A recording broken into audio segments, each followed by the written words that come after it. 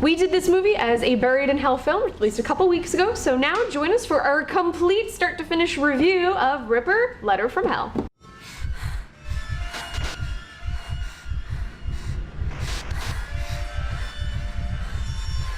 Just want to warn everybody up front, this is a spoiler review, so if you haven't seen it yet, rush on over to YouTube and check it out.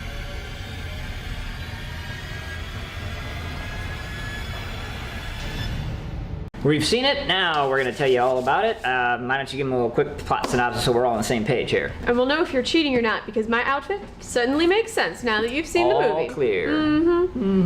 Anyway, basic overarching plot, bunch of kids in college. I say kids. Well, 30-year-olds?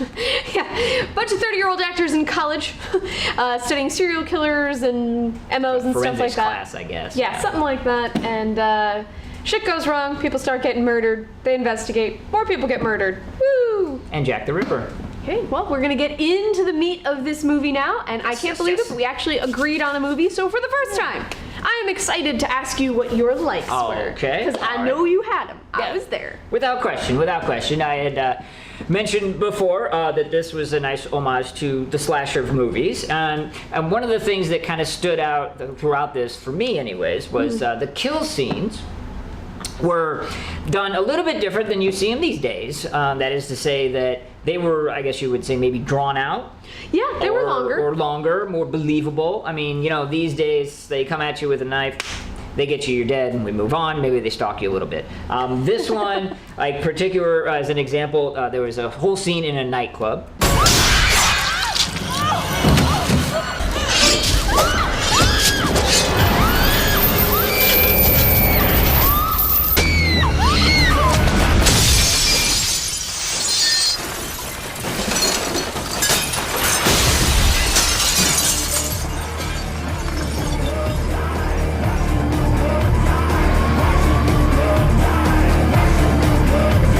It was one of the first One of the first kills, yes.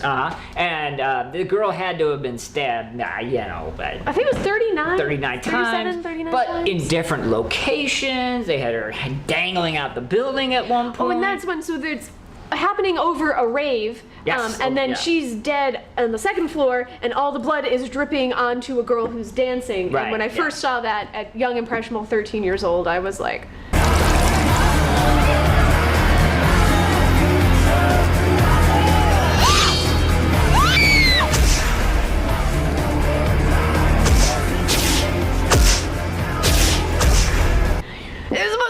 I've ever seen. Yeah. Awesome. Yeah, very nicely done, you know, and then there's also no fucking around with the kill scenes. Is the only way I can describe it. That is very They true. do not hesitate. They do not cut away. They're, like you said, there's not the one stab and it's done. You know, I mean, it's not a kill scene, but Molly, when she realizes she can't trust anyone, bashes people in the head. They're not even finishing their sentence, and she's like, "Fuck you." Yeah. And on top of all that, another great plus for the kill scenes is certainly up till maybe the final one or two is that you don't really know who's doing the killing. So this, you really don't. It's you know, it's one thing to have you know Jason or Michael Myers. That's great. You know, love it. That's slasher 101. But this, I don't know. It added a certain different element that it was like, okay, there is some kind of masked individual. It's not a supernatural creature. Killing them, you don't really know who it is, and that actually plays into what we're going to be talking about probably now. Right this second. Right this second and there's a few subsets of this, but this was really smartly written. Yes. From top to bottom. Obviously. Which we don't also see a lot of anymore in horror. I'm trying to think right off the bat. Well, I even like that the killer was ambiguous, and there were a lot of red herrings into who it could have been, and you think you know, but then you don't know, and they do divert your attention in different ways. That is actually one of my favorites. You know, when you get to the end of the movie, and you've known since the 8-minute mark who the killer is, it doesn't really... It's kind of drawn out. It's drawn out. It's just like, okay, then it's just killing for killing's sake. This, we got great killing, and we're trying to figure out who on earth it could have been. And then they obviously position it at the end where it could be the professor, it could be the detective, it could be the Molly. Yeah, and you just don't know, till the very end. They did a great job with that. And then also, and this is a subtle thing, Okay. but I like subtlety. So. yes, there's a sequence where Molly sleeps with her professor. Okay. Perfect. Well, yeah. However, it just happens. Yeah. It's not a big deal. It's not a, scandal. It just makes sense. Like, she's clearly got daddy issues. But I mean, who wouldn't want a college professor to come comfort them in times of need? I mean, Yes. I would. All right, good. So. Down girl. All right. So, I knew girls in college. I dated girls in college, stock and trade, with daddy issues, and they would have totally fallen for that. So, just the fact that, trust me, today this would be some kind of stupid, idiotic, big, deal. I don't even know if they mention it again in the movie. No, that they I don't. can't remember. And it was used to alienate the main boyfriend love interest and have him become maybe a possible suspect. I mean, there's a reason. It's just, like I said, real good writing. And then finally, unless you've got something more, and you may very well, but I could possibly. Probably.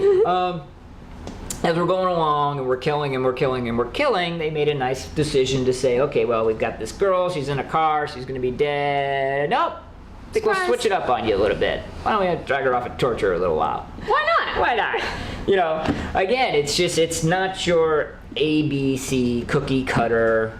Seen it And all the kills were different. Yeah, seen it all before a dozen times. You want to get deep in the woods minutia. The fact that they were equating these to the Jack the Ripper murderers. And all their initials matched, which they don't come to that conclusion until maybe halfway into the movie or later. Yep. Mm-hmm. And we don't. And we're both big Jack the Ripper fans, and I've seen this movie over and over and over. Love him. But it's not immediately obvious either, so it wasn't beat over the head with this clearly their names matched. You kind of come into the realization of it. And yet, it was there all the time. Yeah, because and then you go back their and names, and you're like, son of a bitch. Yes, okay. yes. And then the most important thing, the most perfect important thing of this whole movie. I think I know what you're gonna say, but go ahead. The end. Without question. Perfect. Without question. Brilliant movie magic. Cinema genius. And so sick of horror movies. Old, new, I don't care. There's a cardinal sin. Fucking up the insane asylum ending. It's extremely easy to do. It's so easy, and this does it succinctly and perfectly. Wakes up in the chair screaming.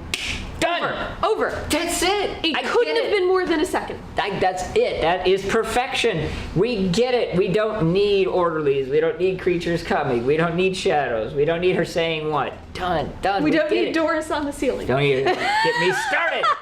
It's done. It's set. Game, match, point, over. Perfect. Yes. Well, I liked the entire ending, so it's even later. Kane gets executed. Yes. She wrote a book. Right. But then she looks like she appears to be rich. But then she walks out, Right. and it's 1888, Yeah. and she's talking crazy. Yeah. And then scream she's in an asylum. Credits. Right. And what's real? Right. Was the whole thing a dream? Yeah. Or she been in an asylum this whole time? Yeah. What was that?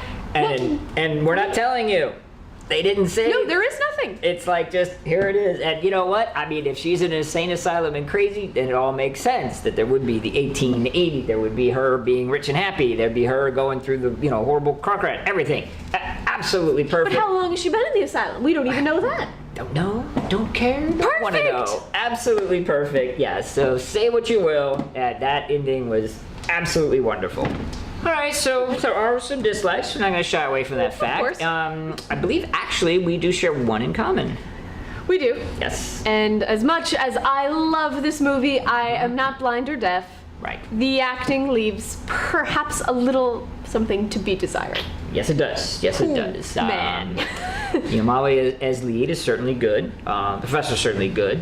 The classmates? Ooh, yeah, I think, wasn't there one? I hope you catch the pneumonia was one of my favorite things. Yes, but One of my new favorite insults. there was one particular scene I think that you were put off by. Oh yeah, when they announced that one of their other classmates had been murdered. Yeah.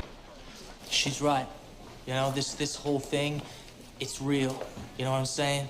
And No feeling, no personally, emotion, I'm deadpan, done. nothing. Just I don't know if you knew he was in a movie at that point anymore. yeah. It does have a little bit of cheese to it. I'm not going to pretend that it doesn't. No. It's still charming, but the acting is a little weak at certain points. It is. And then, even though it was made in 2001, it doesn't really look like it was made in 2001. So that's a tad bit on the dating side. And you know what? We both remember 2001. Yes. We were there for it. And every time I try and tell people this movie was made in the 90s, because to me it looks like 96. It does. It doesn't look like 2000. It does. And that's a minor gripe, let's be honest. Okay, yeah, but it did not age well. It's very dated. No. But as a little dated concept, I think you're about to mention. I was just say that our biggest dislike. Yes. Were some of the plot holes, I think, is the only way you could call them. And honestly, I will say that this movie is not unique in suffering from this. Almost every movie on the planet suffers from this. Especially slasher movies. And that is, you know it, the hacking. Oh. Yeah. Hacking. This is classified files. How did you manage that? I hacked into the police database.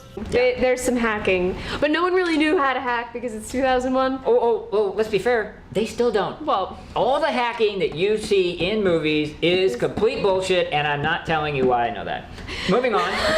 Another sort of semi-plot hole for me, anyways, was that this ostensibly is some kind of college forensics class, I guess, and they wouldn't get access to the city morgue. But, they're just like, oh, one of our classmates is dead. I'll go down to the morgue tonight and look at her body. Yeah. I'm like, really? Come on. That's a little glaring. That's a little much. Yeah. I mean, that scene was really cool when she was in the morgue, but they would not have access to something like that. And especially when Molly does hack into the police database, she just goes, oh, I'm in. Look at the results. That's not the way it works. Results with police take a real long time. There's a lot of processing time, and that's now. And in this day and age, it takes forever. In 2001, they would not have those results up. I know that's very nitpicky, but again, she just opens a laptop and is in the police database. Right, yeah. So, okay, not huge issues, but we would be remiss if we didn't mention them. All right, as always, it is Pinhead assignment time. I know you love it to death. Let's see if you can be somewhat honest. So, what are you going to give it? Is it just going to be 5 right off the top of your head? No, honestly. All right, okay. I'm going to be realistic. Good. I've been watching this movie for 15 years. Apparently. So there's something there. But like I said before, I'm not blind. It's got some issues. It is not the most perfect movie ever made, even though I'm pretty sure I've told people that. I told me that. Yes. All right. Some of the people I've shown this movie didn't like it and were really confused by my taste. I could see that. Yeah. Mm-hmm. I was even shocked that you liked it. No. But with that, there is something there for me that I'm able to watch it over and over and over for 15 years. So with that, I'm going to go 4.5 solid. Not perfect, but damn near close. Very high indeed. Okay. Yes. And like I said, I'm shocked that you even tolerated it. So I know you didn't love it like I do, so I'm curious. No, I went in with an open mind, and I will tell you up front. Okay. I was pleasantly surprised. Whoa, that's the highest compliment. Yes, I did expect the worst, knowing your taste, dear God. But it did surprise me. As you pointed out, it is not perfect. As we pointed out in the dislikes, there were certain things. So considering, that acting and some of the other things, I am going to go ahead, because this is a Buried in Hell film, because I did enjoy it, I do want people to run out and see it, I'm going to go with 4 pinheads. Yeah, but I'm not coming down from I'm not asking you to come down. Graphic-wise, we might have it. Finger-wise, it's next to impossible, so we're going to go with a 4 and... what's a quarter? 4 and I don't have a quarter finger. No, we don't. But it's a 4 and 1/4 pinhead movie. I think it's safe to say this is probably going to be our most polarizing Buried in Hell film. Ooh. So we do want to hear it, man. Bring it on. So in the comments section below, let us know what you thought. And also, we have all of our social media on top. Definitely been posting pictures there, as well as subscribe to our channel, because we'll definitely be bringing you more Buried in Hell films just like this one.